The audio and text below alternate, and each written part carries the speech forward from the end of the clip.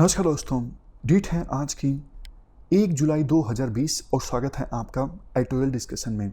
आज 4 इश्यूज़ हमें डिटेल से डिस्कस करने हैं। सबसे पहले हम पुलिस रिफॉर्म से संबंधित इशू को डिस्कस करेंगे। दूसरे नंबर पे हम सरकार ने चाइनीज़ एप्लीकेशंस पर जो बैन लगाया है, इस इशू को हम डिस्कस करेंगे। तीसरा आर्टिकल हमारा हेल्थ से संबंधित होगा, PCR टेस्टिंग से संबंधित। और चौथा आर्टिकल हमारा डिस्कशन का होगा ट्रेड डिजिटलाइजेशन से संबंधित। 2 आर्टिकल हम हिंदू को डिस्कस करेंगे, एक इंडियन एक्सप्रेस का, एक डेली पायोनियर का। चलिए डिस्कशन स्टार्ट करते हैं। First important article police reforms से संबंधित है। आप GS पेपर 2 के इस टॉपिक से आर्टिकल को कनेक्ट कर सकते हो। क्या कंटेस्ट है? तमिलनाडु के टूटिकोरिन से एक काफ़ी दुखद घटना सामने आई। 2 ट्रेडर्स आपस में फादर एंड सन, नाम जयराज एंड बेनिक्स, इनको पुलिस ने गिरफ्तार किया। आरोप क्या था? आरोप ये था, कोविड-19 की महामारी की सिचुएशन में जिस तय सीमा में इनको अपनी दुकान बंद करनी थी, उस तय सीमा के अंदर इन्होंने अपनी दुकान बंद नहीं की। इस आरोप में पुलिस ने इनको गिरफ्तार किया। देखो, ये अपराध था, लेकिन पुलिस ने इनके साथ जो किया वो अनइमेजिनेबल है। इनको मारा पीटा गया बहुत बुरी तरह से। इन दोनों ट्रेडर्स की डेथ हो गई।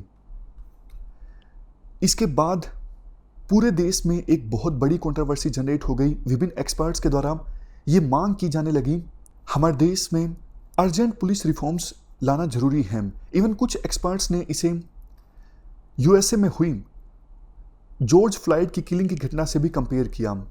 जैसा आपको पता है, USA में जॉर्ज फ्लॉयड को पुलिस ने मार दिया था, उसके बाद अनरेस्ट पैदा हो गया USA में।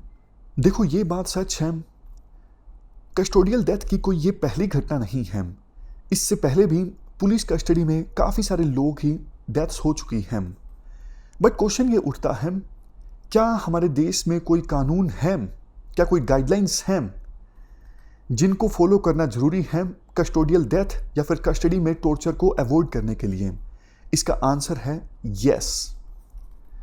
पुलिस कस्टडी में टॉर्चर को अवॉइड करने के लिए सुप्रीम कोर्ट ने सबसे पहले 1996 में 11 गाइडलाइंस दी थी। इस केस को DK बसु जजमेंट के नाम से जाना जाता है। पूरा केस था क्या? 1986 के आसपास वेस्ट बंगाल के एक NGO ने सुप्रीम कोर्ट को लेटर सेंड किया था। आरोप लगाया था, वेस्ट बंगाल में पुलिस लॉकअप में एट्रोसिटीज़ की काफ़ी सारी खबरें आ रही हैं, आप इसका संज्ञान लीजिए। पुलिस ने NGO के इस लेटर को पब्लिक इंटरेस्ट लिटिगेशन में बदल दिया था। कई सालों तक सुनवाई होती रही और अंत में 1996 में फैसला आया इस इशू पर। 11 गाइडलाइंस सुप्रीम कोर्ट के द्वारा दी गई थी पुलिस के द्वारा एट्रोसिटीज़ और टॉर्चर को अवॉइड करने के लिए। ये गाइडलाइंस इस प्रकार से हैं, जैसे देखो, पुलिस ऑफिशियल्स जब अरेस्ट करने के लिए जाएंगे किसी पर्सन को, तो उनके वर्दी पर प्रॉपर टैग होना चाहिए, नाम होना चाहिए, ताकि आसानी से उन पुलिस ऑफिशियल्स को आइडेंटिफाई किया जा सके। अरेस्ट करते वक्त किसी पर्सन को मेमो तैयार करना जरूरी है, मतलब हम इस पर्सन को अरेस्ट कर रहे हैं, ये लोकेशन है, ये डेट है, ये टाइम है। इस प्रकार का मेमो पुलिस ऑफिशियल्स के द्वारा तैयार करना होगा और अरेस्ट करने के बाद उस मेमो को साइन करवाना होगा किसी विटनेस से और अटेस्ट करना होगा उस पर्सन को भी जिसको गिरफ्तार किया गया है। और भी काफ़ी सारी चीज़ें थी इन 11 गाइडलाइंस में, जैसे जिस पर्सन को अरेस्ट किया गया है उसको पूरा अधिकार है कि वो अपने फैमिली मेंबर को सूचित कर सकें कि मुझे अरेस्ट कर लिया गया है। फैमिली मेंबर्स को और फ्रेंड्स को ये भी बताना होगा कि जिस पर्सन को अरेस्ट किया गया है वो अभी कहाँ पर है, कब उसे अरेस्ट किया गया।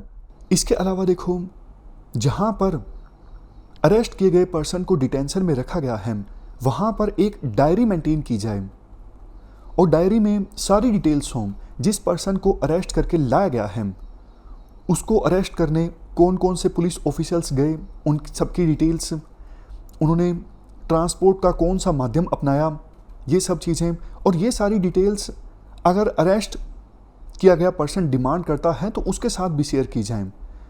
नेक्स्ट पॉइंट, अरेस्ट करते वक्त अगर वो पर्सन डिमांड करता है कि मेरा मेडिकल चेकअप होना चाहिए, फिजिकल एग्जामिनेशन होना चाहिए, ताकि पहले से कोई माइनर या फिर मेजर इंजरी है उसका पता लग सके, तो पुलिस इससे इनकार नहीं कर सकती। और देखो, पुलिस कस्टडी में रेगुलरली 48 आवर्स के बाद मेडिकल चेकअप होना चाहिए ताकि पुलिस एट्रोसिटीज़ का पता लग सके। नेक्स्ट, सारी डिटेल्स इंक्लूडिंग पर्सन को अरेस्ट करते वक्त जो मेमो प्रिपेयर किया गया था, ये सारी डिटेल्स लोकल एरिया मजिस्ट्रेट को भेजी जाएं। इसके बाद जिस पर्सन को अरेस्ट किया गया है उसको अपने वकील से मिलने का अधिकार है और इंटेरोगेशन के दौरान वो वकील मौजूद रह सकता है वहाँ पर।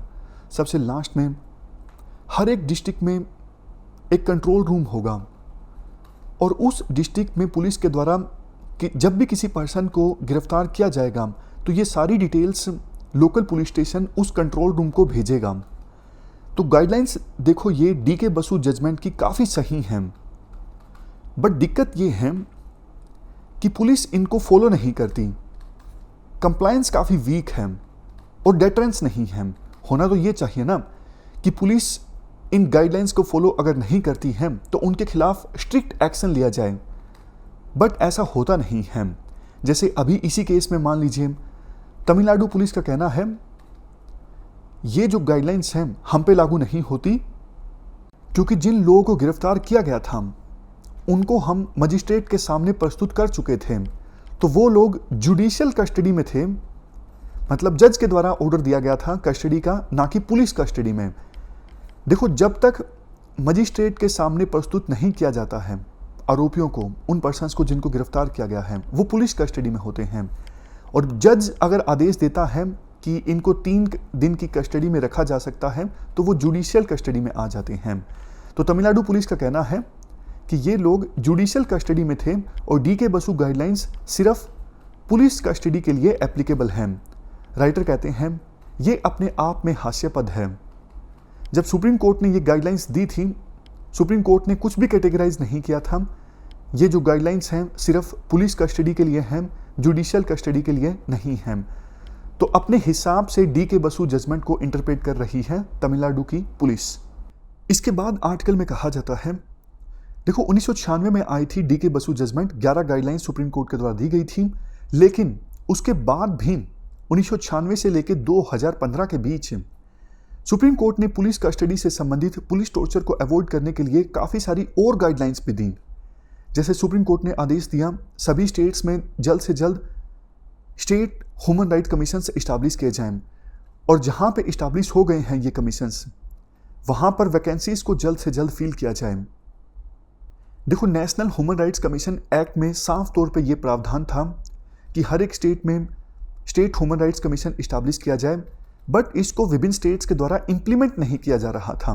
तो सुप्रीम कोर्ट ने आदेश दिया जल्द से जल्द इस एक्ट के सेक्शन 30 को इंप्लीमेंट किया जाए, हर एक स्टेट में ह्यूमन राइट कमीशन इस्टाब्लिश किया जाए और वैकेंसीज को फिल किया जाए। नेक्स्ट गाइडलाइन, सभी जेलों में 1 साल के अंदर अंदर सीसीटीवी कैमराज इस्टाब्लिश किए जाएं। लास्ट में समय समय पर नॉन ऑफिशियल विजिटर्स जो हैं वो भी पुलिस स्टेशन में, प्रिजन्स में जाएं, सरप्राइज चेक करें और उन्हें अगर कुछ कमियां मिलती हैं तो उसे वो हाईलाइट करें, उजागर करें। तो ये कुछ गाइडलाइंस सुप्रीम कोर्ट के द्वारा अपनी वेरियस जजमेंट्स में, खास करके 2 जजमेंट्स 2001 में और 1 जजमेंट 2015 में सुप्रीम कोर्ट ने दी थी पुलिस टॉर्चर को अवॉइड करने के लिए।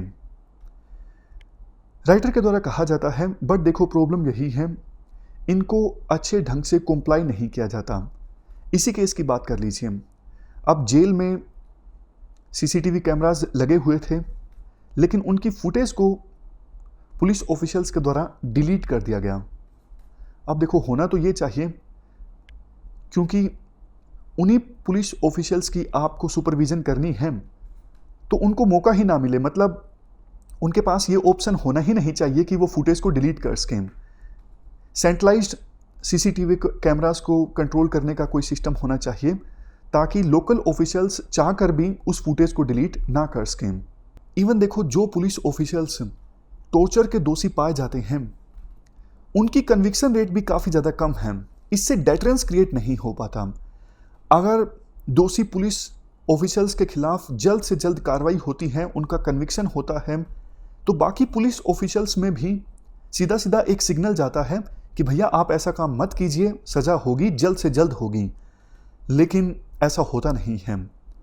तो सजेशन ये देते हैं राइटर डी के बसु जजमेंट की जो गाइडलाइंस हैं उनकी इम्प्लीमेंटेशन कैसे हो रही है, इसकी मॉनिटरिंग की जाए इंडिपेंडेंट सिविल सोसाइटी इंडिविजुअल्स के द्वारा हर एक लेवल पर और कोर्ट के सुपरविजन में, ताकि ऐसी घटनाओं को फ्यूचर में अवॉइड किया जा सके। इसके बाद नेक्स्ट हमारा आर्टिकल चाइनीज़ एप्लीकेशंस के बैन से संबंधित है। आप जीएस पेपर 2 के इस टॉपिक से और जीएस पेपर 3 के इकोनॉमी से भी आर्टिकल को रिलेट कर सकते हो। क्या कंटेस्ट है? हाल ही में गवर्नमेंट ऑफ इंडिया ने अप्रूवल दिया टिकटॉक समेत 59 चाइनीज़ एप्लीकेशंस के ऊपर बैन लगाने का।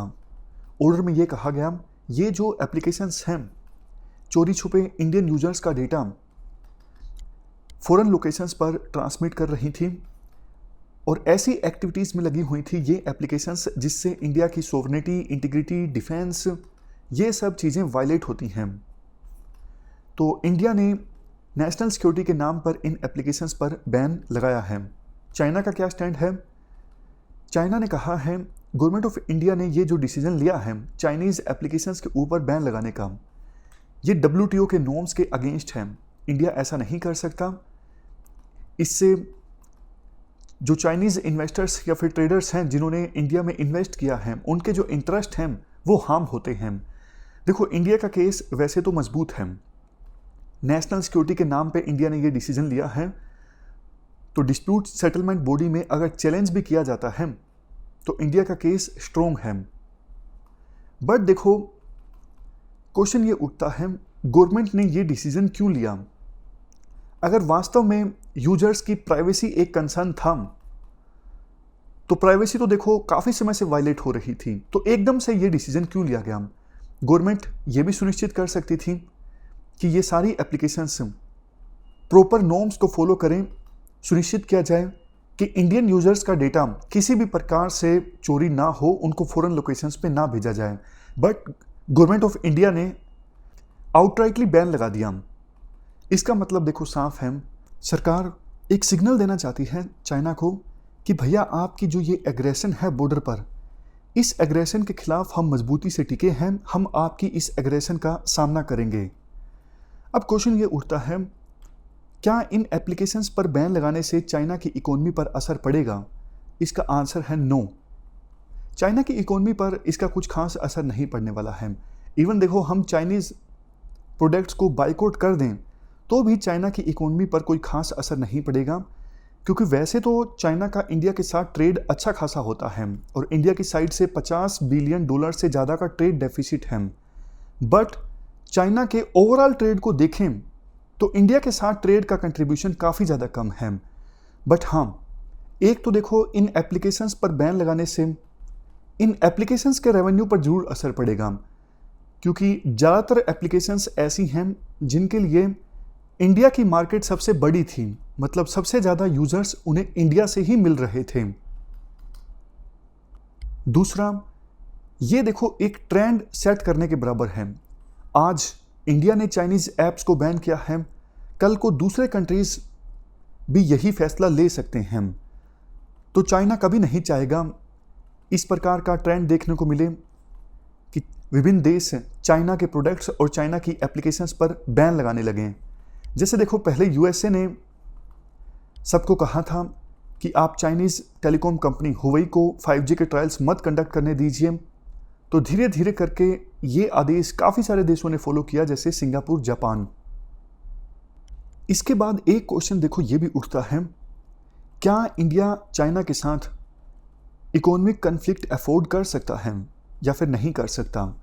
देखो अभी हम चाइना के ऊपर डिपेंडेंट हैं काफ़ी सारी इंपॉर्टेंट चीज़ों के लिए, जैसे सेमीकंडक्टर, एपीआईज मतलब एक्टिव फार्मास्यूटिकल इंग्रेडिएंट्स जिनका इस्तेमाल होता है ड्रग्स मैन्युफैक्चरिंग में, या फिर टेलीकॉम इक्विपमेंट्स। अभी भी 4G नेटवर्क में काफ़ी सारे ऐसे इक्विपमेंट्स इस्तेमाल होते हैं जिनको हम चाइना से इंपोर्ट करते हैं।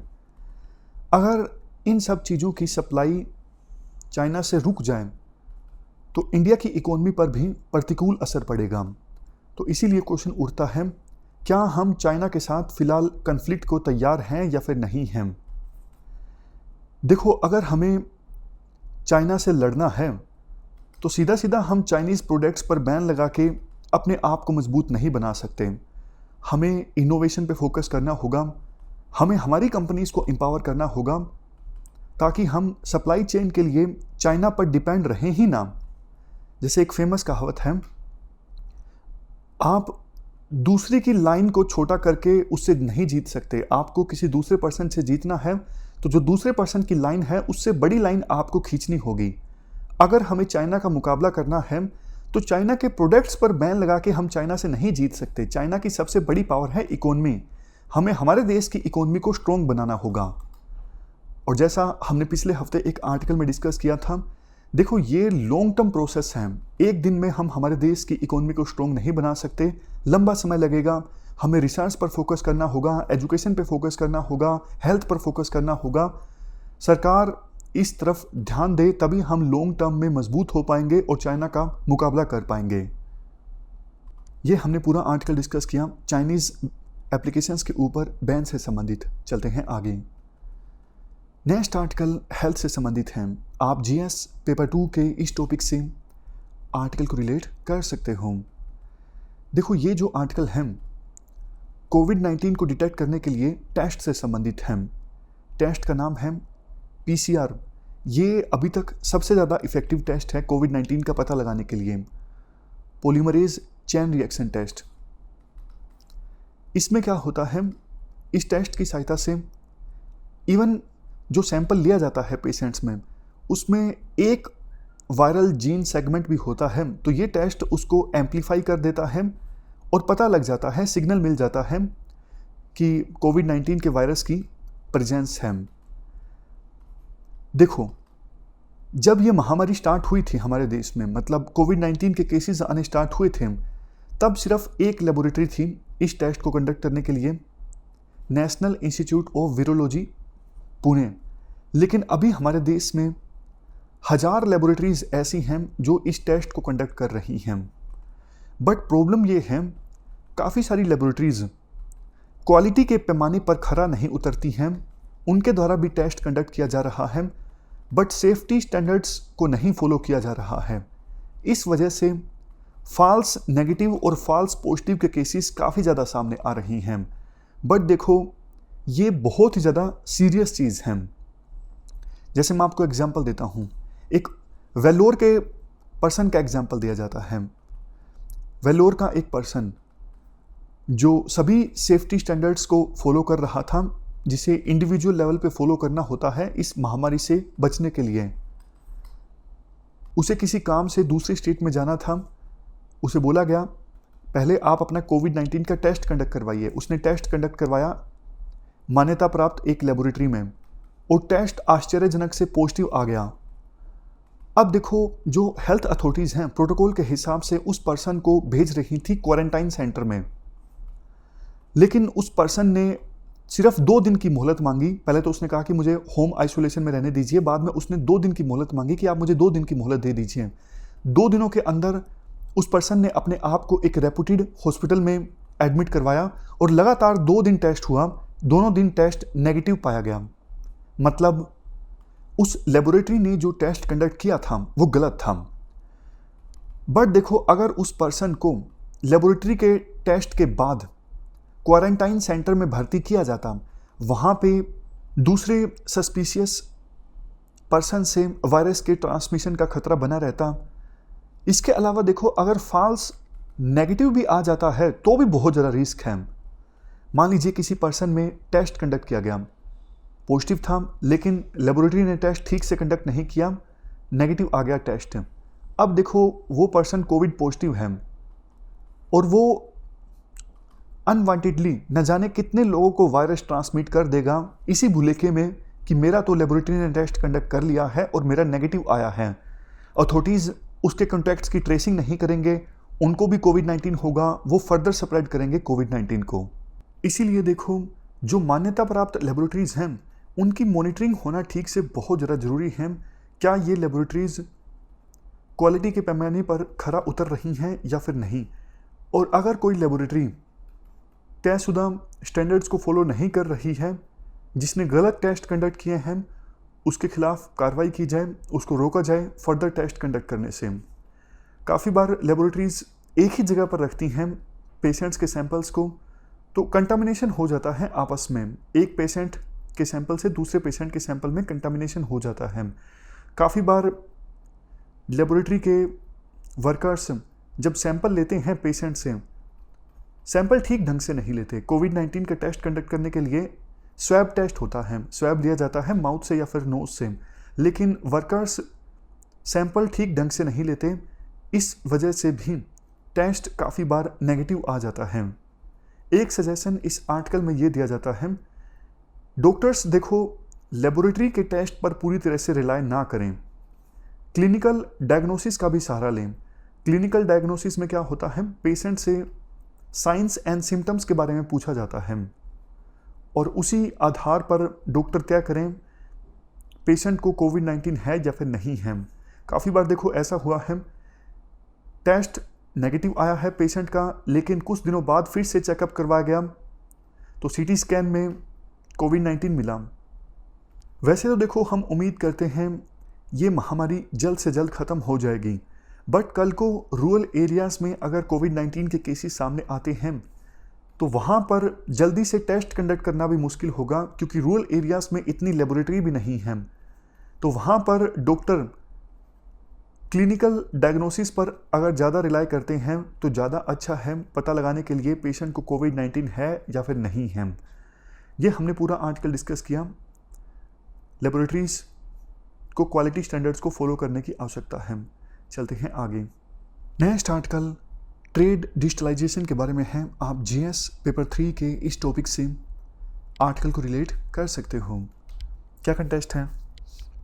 देखो, अप्रैल 2020 में पिछले साल के अपेक्षाकृत हमारा जो एक्सपोर्ट है वो 60% तक कम हो गया, और मुंबई का जो जवाहरलाल नेहरू पोर्ट है यहाँ पर अप्रैल 2020 में एक्सपोर्ट पिछले साल की अपेक्षाकृत 37% तक कम हो गया। बात सिर्फ देखो इंडिया की नहीं है, इस महामारी के कारण विभिन्न देश यही सिचुएशन फेस कर रहे हैं। बट एक बार जब सिचुएशन इम्प्रूव होगी तो नई सप्लाई चेन्स इमर्ज होके आ सकती हैं। इसलिए हमें पोर्ट्स पर इंफ्रास्ट्रक्चर दुरुस्त करने की आवश्यकता है। पोर्ट्स पर इंफ्रास्ट्रक्चर देखो ऐसा होना चाहिए, ज़्यादा से ज़्यादा चीज़, ज़्यादा से ज़्यादा प्रोसीजर डिजिटलाइज हों और ह्यूमन इंटरवेंशन कम से कम हो, ताकि ट्रेड स्मूथली हो सके, जल्द से जल्द हो सके, बिना किसी रुकावट के। हमने ये इंश्योर करने के लिए काफ़ी सारे स्टेप्स लिए हैं। जैसे अप्रैल 2016 में इंडिया ने ट्रेड फैसिलिटेशन एग्रीमेंट रेटिफाई किया था वर्ल्ड ट्रेड सेंटर का। उसके बाद हमने ध्यान दिया है पोर्ट्स पर इंफ्रास्ट्रक्चर अपग्रेडेशन में, डिजिटाइजेशन और ऑटोमेशन में हम काफ़ी सारी स्कीम्स भी लेके आए, जैसे direct port entry, direct port delivery, radio frequency identification system और single window interface for facilitating trade. सबका मकसद यही था कि गुड्स की क्लियरेंस जल्द से जल्द हो, टाइम कम से कम लगे गुड्स की क्लियरेंस में जो लगता है। इसके अलावा हमने पोर्ट कम्युनिटी सिस्टम इस्टेब्लिश किया ताकि मैरीटाइम ट्रेड में जुड़े जो स्टेक होल्डर्स हैं उनको एक प्लेटफॉर्म, एक मंच पर लाए जा सकें। ई संचित स्कीम हमने लॉन्च की ह्यूमन इंटरवेंशन को कम से कम करने के लिए। इसके अलावा गवर्नमेंट ने लॉजिस्टिक्स को इम्प्रूव करने पर ध्यान दिया है। ये सारे स्टेप्स जो गवर्नमेंट ने लिए, इसी का नतीजा था कि ease of doing business ranking में हमारा स्थान इम्प्रूव हुआ, खास करके ट्रेडिंग अक्रॉस बॉर्डर्स की कैटेगरी में। मतलब हमारा जो फोकस है काफ़ी समय से इस बात पर रहा है कि गुड्स की क्लियरेंस जल्द से जल्द हो जाए, गुड्स की जो मूवमेंट है वो स्मूथली हो जाए। बट देखो अभी भी कुछ कमियां बाकी हैं। अगर हम उन कमियों को दूर कर लेते हैं, एड्रेस कर देते हैं, तो ease of doing business index में ट्रेडिंग अक्रॉस बॉर्डर्स की कैटेगरी में हमारा स्थान और भी ज़्यादा इंप्रूव हो सकता है। हम जल्द ही टॉप 50 में आ सकते हैं। कौन सी कमियों को हमें दूर करना है? देखो, काफ़ी बार हमने डिजिटलाइजेशन पे तो फोकस किया है, लेकिन काफ़ी बार ऐसा देखने को मिलता है यूजर्स इतने ज़्यादा कैपेबल नहीं होते उस डिजिटल इंफ्रास्ट्रक्चर का इस्तेमाल कर सकें। काफ़ी बार नेटवर्क की प्रॉब्लम होती है तो हार्ड कॉपी देनी पड़ती है, मतलब इंफ्रास्ट्रक्चर होने के बावजूद उसका ऑप्टिमम ढंग से इस्तेमाल नहीं हो रहा है। हमें इस तरफ ध्यान देने की आवश्यकता है। ये देखो कुछ एग्जाम्पल दिए जाते हैं। शिपिंग लाइन डिलीवरी ऑर्डर के अभाव के कारण टर्मिनल सिस्टम पर हार्ड कॉपी का इस्तेमाल किया जाता है, इससे कार्गो मूवमेंट पर असर पड़ता है। उसके बाद कनेक्टिविटी का इशू है। विभिन्न स्टेक होल्डर्स के बीच समय पे मैसेजेस का एक्सचेंज नहीं हो पाता, इससे भी कार्गो की जो मूवमेंट है उसमें बाधा पहुंचती है। हमें ये इंश्योर करना चाहिए मैरीटाइम ट्रेड से जुड़े जो स्टेक होल्डर्स हैं, जैसे ट्रेड लॉजिस्टिक्स से जुड़े लोग, shipping lines, freight forwarders, transport operators, port custodian, container freight stations, border management authorities, इन सब के बीच स्मूथ कम्युनिकेशन हो, स्मूथ मैसेजेस का आदान प्रदान हो, ताकि कार्गो की मूवमेंट में किसी प्रकार की कोई रुकावट ना आए। इसके साथ साथ देखो हमें डिजिटल इंफ्रास्ट्रक्चर को भी और ज़्यादा स्ट्रेंथन करने की आवश्यकता है। अभी ट्रेड कम हो रहा है, इसलिए अभी हमारे पास मौका है, हम ये सारे स्टेप्स ले सकते हैं और ये इंश्योर कर सकते हैं कि इंडियन बॉर्डर्स पर कार्गो की जो मूवमेंट है वो स्मूथली हो। इससे देखो हमारी कंपनीज भी कॉम्पिटिटिव होंगी। हम अक्सर ये डिस्कस किया करते हैं कि हमारे देश में लॉजिस्टिक्स की काफ़ी बड़ी समस्या है, इसलिए हमारी कंपनीज कॉम्पिटिटिव नहीं होती दूसरे देशों की कंपनीज के कंपैरिजन में। तो अगर हम ये सब चीज़ें इंश्योर कर पाते हैं तो हम लॉजिस्टिक इंप्रूव करेंगे और हमारी कंपनीज और ज़्यादा कॉम्पिटिटिव होंगी। तो ये हमने पूरा आर्टिकल डिस्कस किया ट्रेड डिजिटलाइजेशन से संबंधित। अब देखो लास्ट में एक वीडियो में अटैच कर रहा हूँ पुलिस रिफॉर्म से संबंधित ही। हमने पहले पुलिस रिफॉर्म के इशू को काफ़ी गहराई से एनालाइज किया था, उसी की रिवीजन आपकी हो जाएगी। अब वो टॉपिक स्टार्ट होगा पुलिस रिफॉर्म से संबंधित, आप चाहो तो रिवाइज कर सकते हो। बेसिक्स की बात पहले करते हैं। संविधान के आर्टिकल 246 यानी 246 के अनुसार पुलिस एक स्टेट सब्जेक्ट है, यानी सेंट्रल गवर्नमेंट अपने लेवल पे पुलिस को एडमिनिस्ट्रेट नहीं करती, कंट्रोल नहीं करती। स्टेट गवर्नमेंट्स के द्वारा पुलिस को एडमिनिस्टर किया जाता है। ये विभिन्न स्टेट गवर्नमेंट्स की जिम्मेदारी है कि वो पुलिस फोर्सेस को गवर्न करने के लिए गाइडलाइंस जारी करें, रूल्स जारी करें और पुलिस फोर्सेस को रेगुलेट करें। इंडियन पुलिस एक्ट्स ऑफ 1861 ये जो एक्ट है वो बेसिक इंस्ट्रूमेंट है हमारे देश में विभिन्न स्टेट्स की पुलिस फोर्सेस को गवर्न करने के लिए। अब देखो एक इंपॉर्टेंट इंफॉर्मेशन आपको यहाँ पे दूं। ये जो एक्ट आया था ये ब्रिटिशर्स के द्वारा ये एक्ट लाया गया था और कंटेक्स्ट आप समझने की कोशिश कीजिए। 1857 में फर्स्ट वार ऑफ इंडिपेंडेंस हुआ, यानी 1857 की क्रांति के बाद ब्रिटिशर्स के द्वारा ये एक्ट लाया गया था।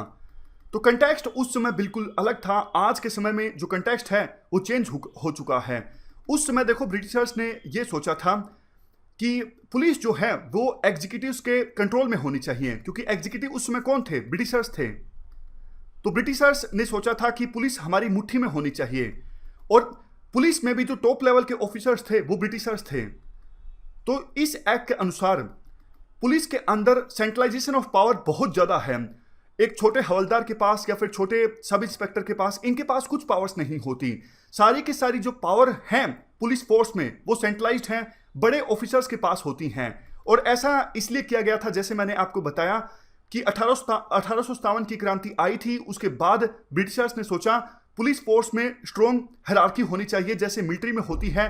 तो पुलिस ऑर्गेनाइजेशन का जो स्ट्रक्चर है वो उसी प्रकार से डिफाइन किया गया था। लेकिन ये एक्ट आज भी चेंज नहीं किया गया है, हालात पूरी तरह से चेंज हो चुके हैं। पुलिस के मेन काम है क्या, उनकी मेन ड्यूटीज क्या हैं, उन सब चीज़ों को इनलिस्ट किया गया था ओरिजिनली इंडियन पुलिस एक्ट 1861 में। लेकिन देखो समय के अनुसार पुलिस की कुछ ड्यूटीज जो हैं वो एक्सपेंड हुई और कुछ ड्यूटीज को बदला भी गया। तो मोर रिसेंट लिस्ट यानी पुलिस के आज के समय में मेन काम क्या है उनको आप 6 कैटेगरीज में डिवाइड कर सकते हो। मेंटेनिंग लॉ एंड ऑर्डर पहले नंबर पे, उसके बाद दंगों को कंट्रोल करना, crime investigation, protection of state assets, VIP protection और सबसे लास्ट में ट्रैफिक कंट्रोल। पुलिस के मेन ये 6 काम हैं। हायरार्की की बात करें तो हायरार्की इस प्रकार से है, इंपॉर्टेंट नहीं है, आपको पता ही होगी कि पुलिस डिपार्टमेंट में हायरार्की किस प्रकार से होती है। देखो अब इश्यूज की बात करते हैं कि पुलिस फोर्स जो है हमारे देश में आज किस प्रकार के इश्यूज से जूझ रही है।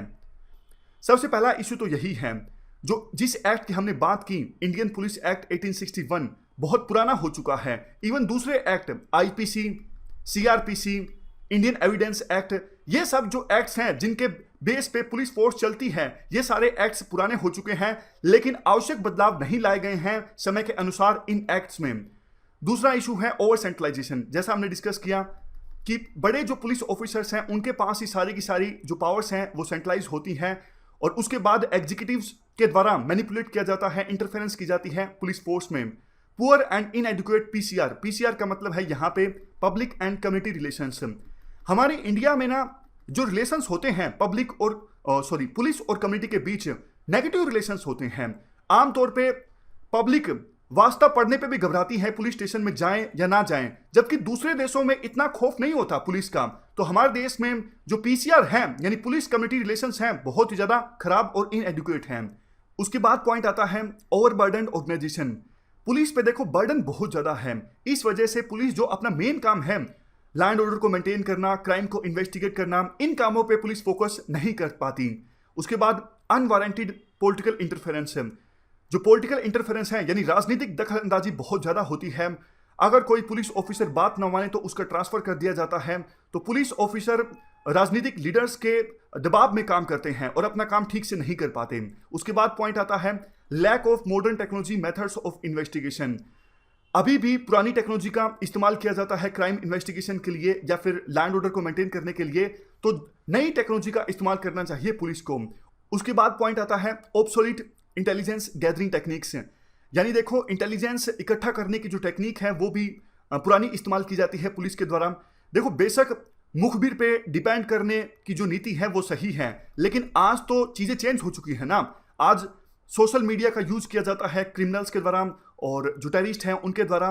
तो पुलिस को भी अपनी जो इंटेलिजेंस गैदरिंग टेक्निक्स हैं उनको और ज्यादा स्ट्रेंथन करना होगा, उनको दुरुस्त बनाना होगा। अकाउंटेबिलिटी का अभाव भी देखने को मिलता है पुलिस फोर्स में। उसके बाद इनएडिक्वेट ट्रेनिंग, प्रॉपर ट्रेनिंग नहीं दी जाती पुलिस फोर्स को। मल्टीप्लिकेशन ऑफ फंक्शंस तो हमने डिस्कस किया कि बर्डन जो है पुलिस पे बहुत ज़्यादा है। उसके बाद शॉर्टेज ऑफ पर्सनल यानी स्टाफ की कमी है, और वर्किंग आवर्स भी काफ़ी लंबे होते हैं पुलिसमैन के लिए। इस वजह से वो स्ट्रेस फील करते हैं और ठीक से अपना काम नहीं कर पाते। ट्रांसपेरेंट रिक्रूटमेंट मैकेनिज्म फॉलो नहीं किया जाता। करप्शन बहुत ज़्यादा होता है रिक्रूटमेंट प्रोसेस में, इस वजह से जो बेस्ट टैलेंट है वो नहीं आ पाता पुलिस फोर्स में। उसके बाद corruption, collision, extortion at different level, ये सब देखने को मिलते हैं पुलिस फोर्स की कार्यप्रणाली में। भ्रष्टाचार देखने को मिलता है, क्रिमिनल्स के साथ कोलिजन देखने को मिलता है। इवन पुलिस कई कई जगह पे एक्सटॉर्ट भी करती है लोकल वेंडर से। दिल्ली में आप देख सकते हो जैसे लोकल जो वेंडर्स होते हैं रेडी वाले, उनसे हर महीने पैसे लिए जाते हैं पुलिस फोर्स के द्वारा।